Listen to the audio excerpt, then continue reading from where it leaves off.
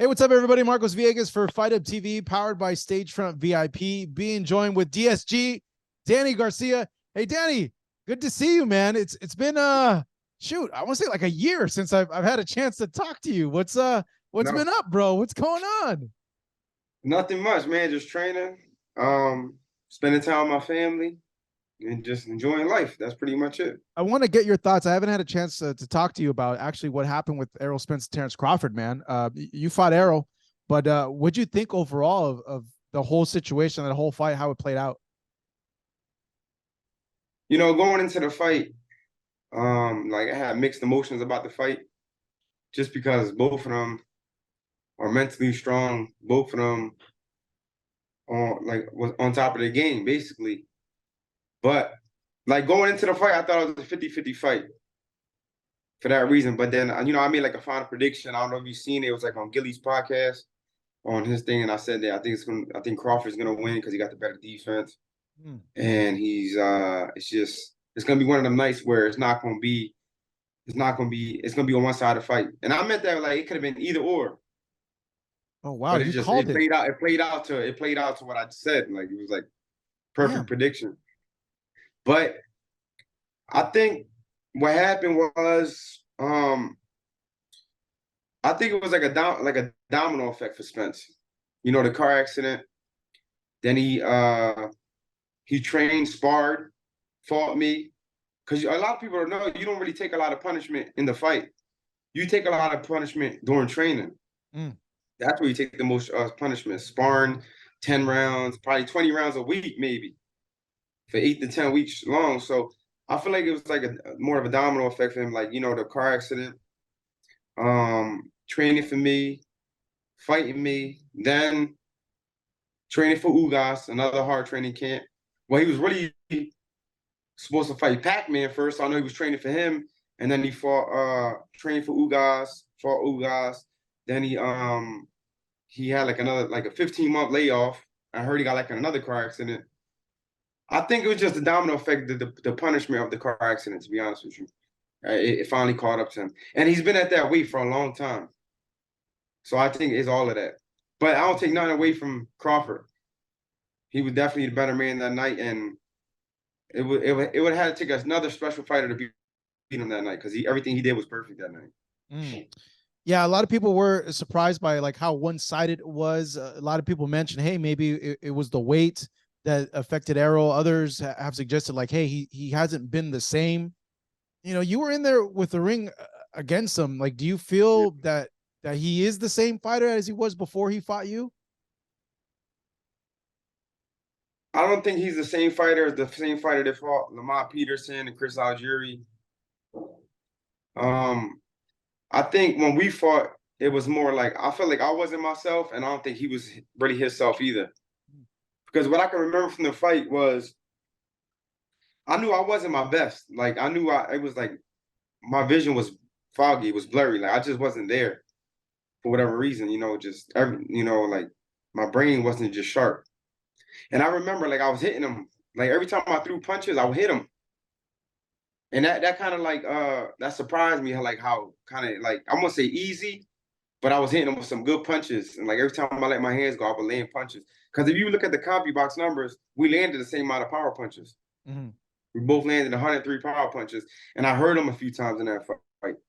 But for whatever reason, I just couldn't finish him. I didn't have that extra burst. And I knew that even the Ugas fight, Ugas hurt him with that uppercut, and I knew if Crawford, when Crawford smells blood, he's gonna put him together.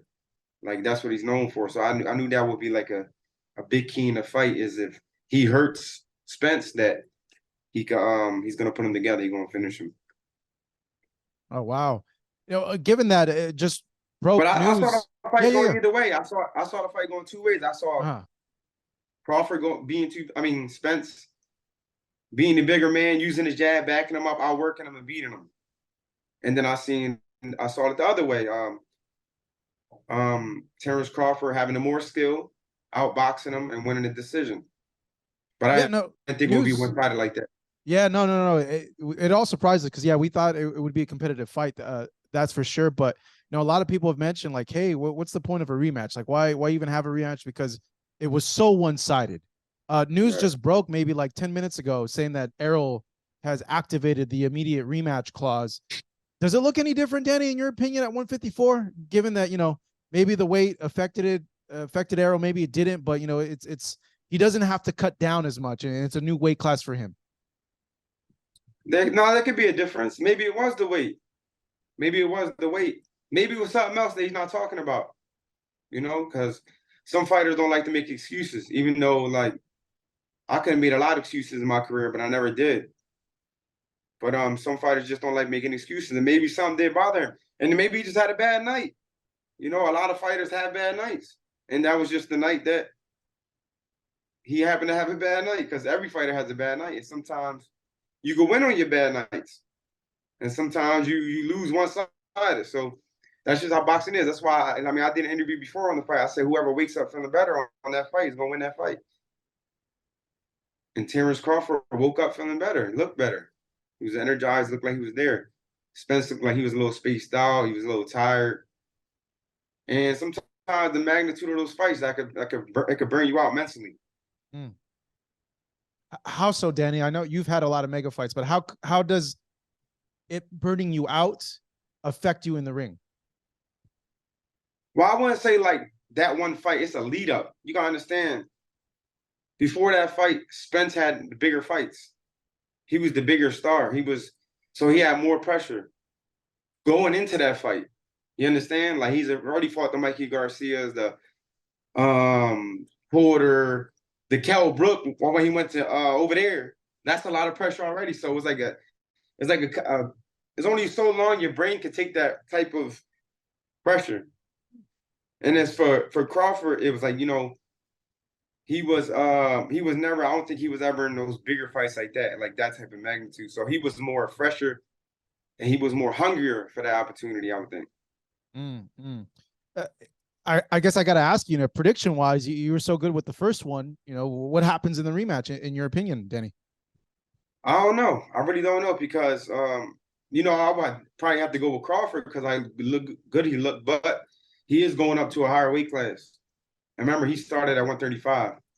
Even though he walks around like most guys who fight, most guys walk around 175, 80 pounds anyway. So people like he's a smaller guy, but they really just shrinking down to get to that weight. That's what a lot of people don't understand. Like people don't know that these fighters are Crawford and Spence probably both walk around 185, 90 pounds. So size is not a Probably big thing they then. only say you're smaller because you never fought at that weight.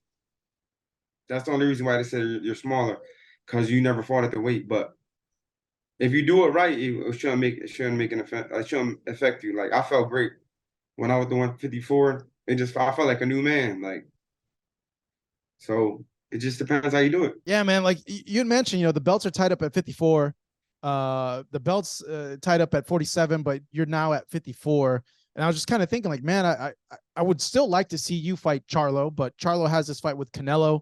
I gotta ask because you were one of the bigger names at welterweights. Do you ever see yourself being able to get a fight with a Terence Crawford? I think it's possible. But it's more on my end. I got to go out there and look good in my next fight because we do got history. We fought twice in the amateur, so it's like we got history in the fight. I know him, he knows me, but it's more on my end. I definitely got the name, but when I'm fighting somebody, I want to win. I'm not just coming for a check, so I want to make sure that I'm ready for whatever. So I got to win this next fight, and when I win this next fight, then I'll be ready for whatever. Mm. Did you hear that he wants to go up and face Canelo, the winner of this fight, Canelo and Charlo at 68? Yeah, I saw that. Yeah, kind of crazy, right?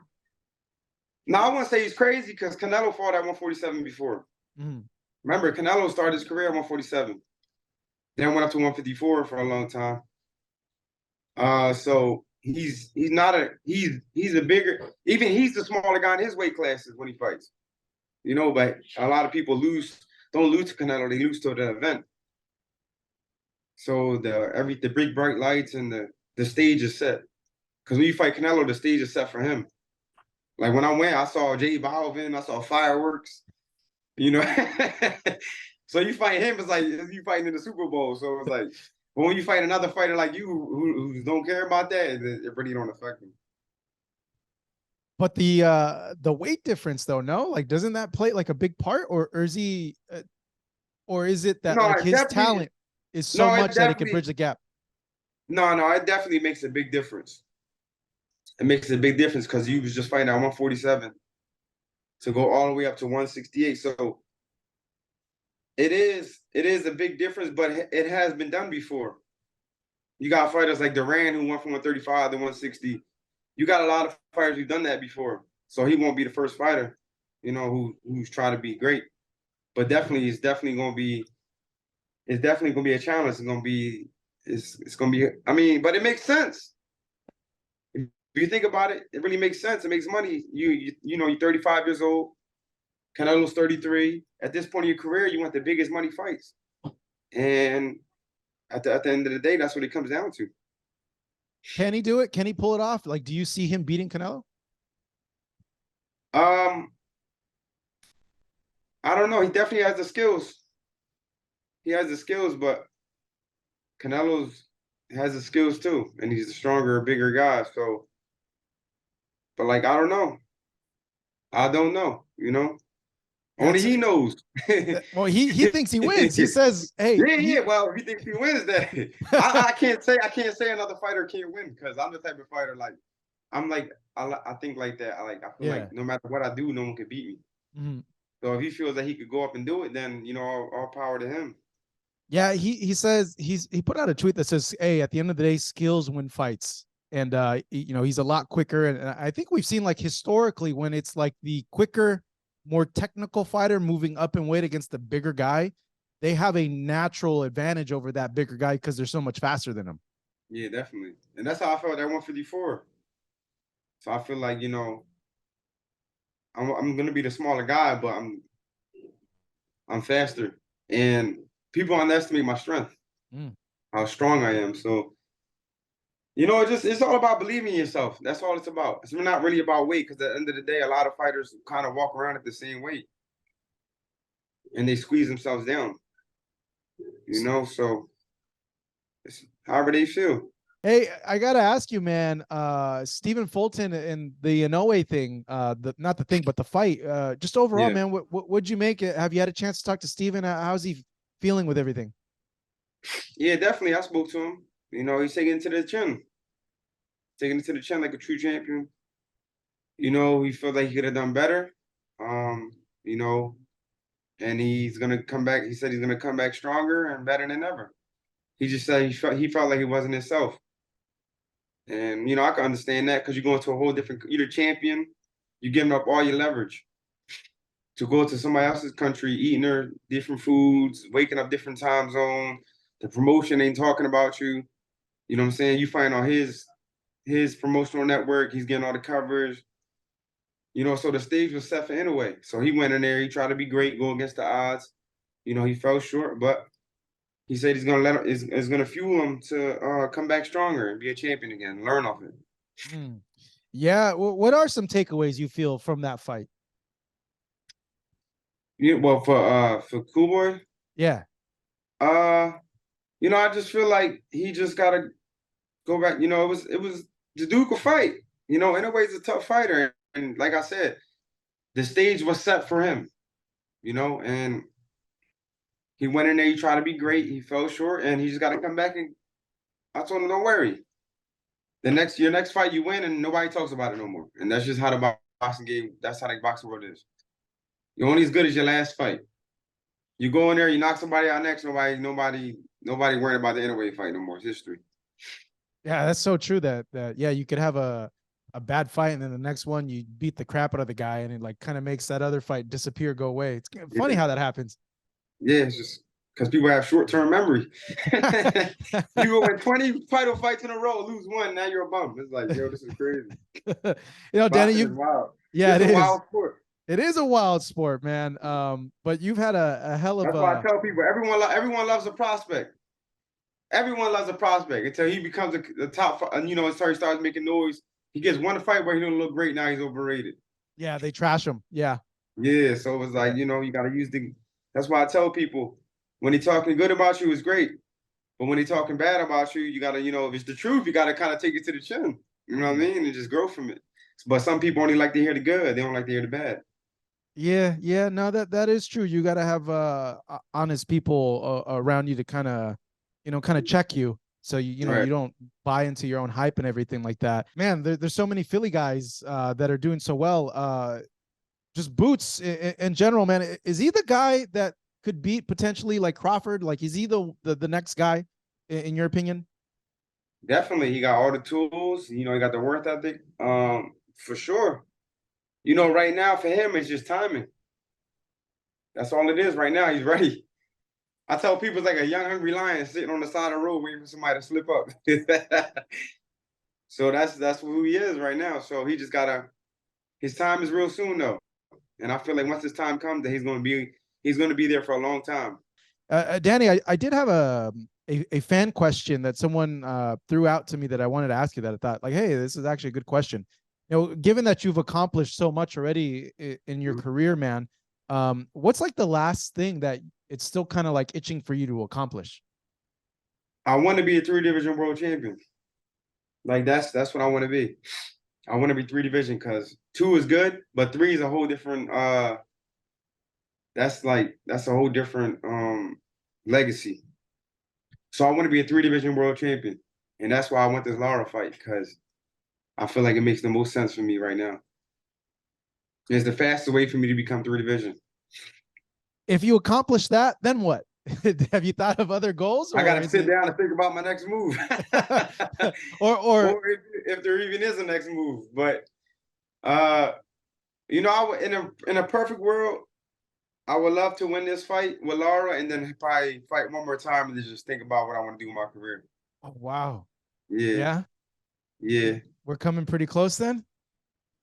I wouldn't say that I'm thinking about retirement, but I want to be healthy when I leave, and I want to be a champion, Hmm. and I want to be three division, and that's like my dream. That's my goal.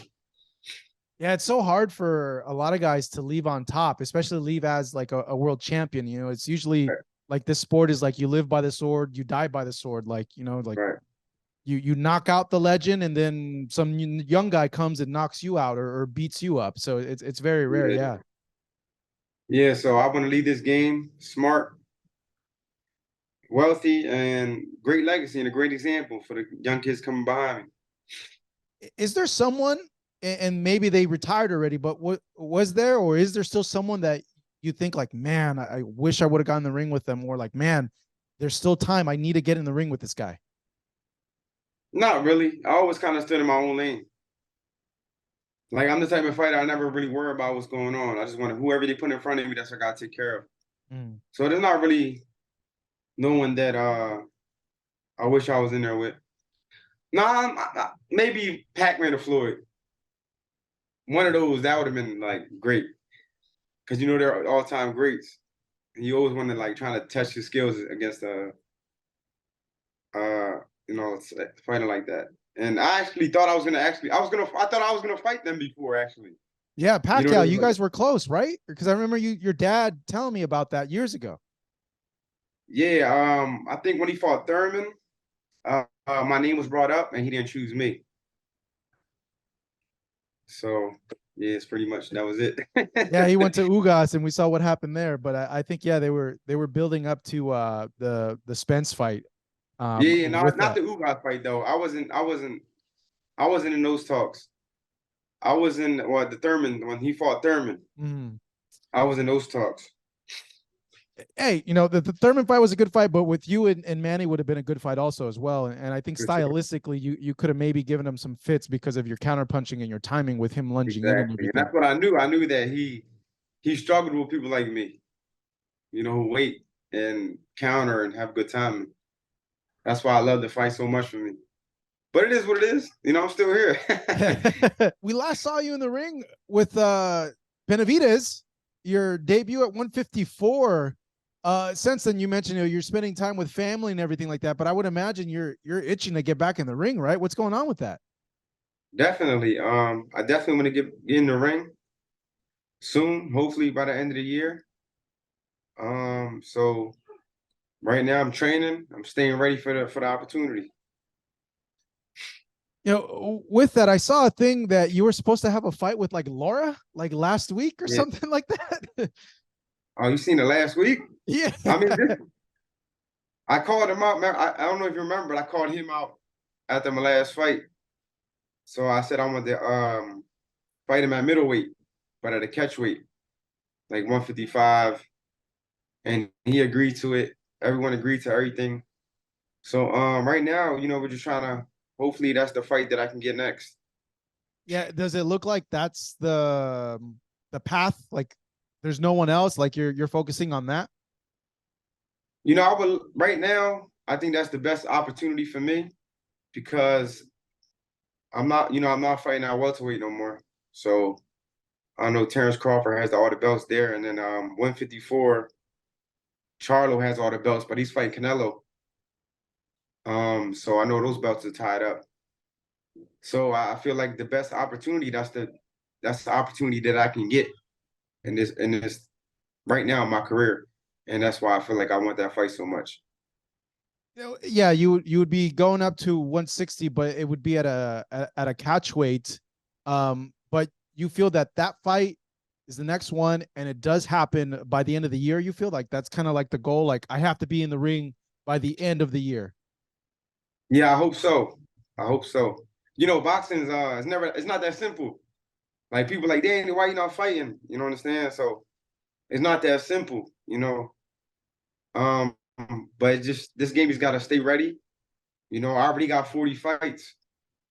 So, I got to take care of my body. I got to take care of my brain. I got to make sure that I'm good. And but I definitely want to. I definitely want to, and I would love to do it. Hey, I see a little YouTube plaque right over there in the corner. What is that? Oh yeah, that's my.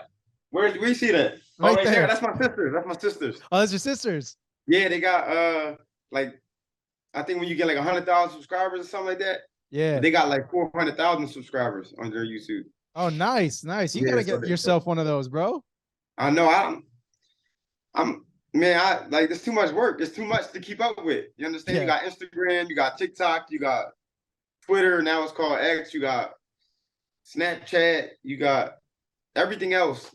And I just let other people post for me. I know that's money I could probably made, but But it's now all good. you're good though with money, bro. I see you making these real estate deals, and I'm like, damn, man, you're making moves on that end for sure, man. So this fight with Laura you're talking about, but I would imagine you're kind of keeping an eye on like Zoo Mendoza and how that situation plays out, right? Because that's a world title there for you, and that's a natural matchup for you to go in there, given your name.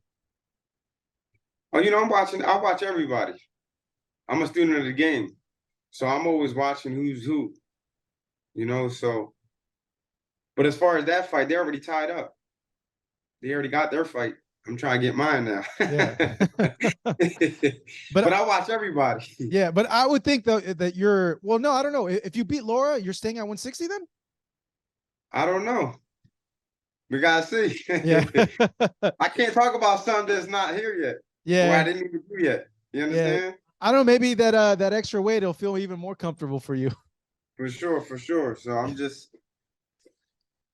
trying to, trying to do my thing. Yeah, yeah. Hey, is it a trip being like the elder statesman now, Danny? Like you're talking about all the hungry young lions, and that was Yeah, you, but now you're kind of like the old line with like yeah. experience and all that. The young veteran, Yeah. the old young OG.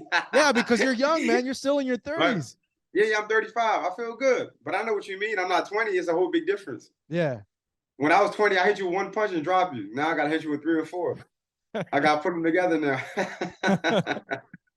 Do you have to So change definitely, anything or definitely, adapt? it definitely, huh? Do you have to like change now? Like, are you feeling your age when you train? Like, oh, I got to stretch a Nah, little I bit feel the more. same. You feel I the feel the same? same. That's I feel good the same. because Yeah, I I feel feel it. great. No, I feel the same. I really don't feel no difference, to be honest with you. Yeah. I actually feel better because I'm smarter. Mm, that's It's good just you because, just in your 20s, you just stronger. That's it. yeah. Like you got all that, you just strong. So you hit somebody, you blink your eyes, he's on the floor. Now I got a boot, boot, bop, bop, bop, bop. Okay, double jab, right hand, left hook. Yeah, because I just know you get older, it takes longer to recover. You got to stretch more when you warm up. Like you Definitely, don't I recover the definitely same. stretch more though. I definitely Yeah. stretch more. Yeah, for sure. Gotta keep those tendons right.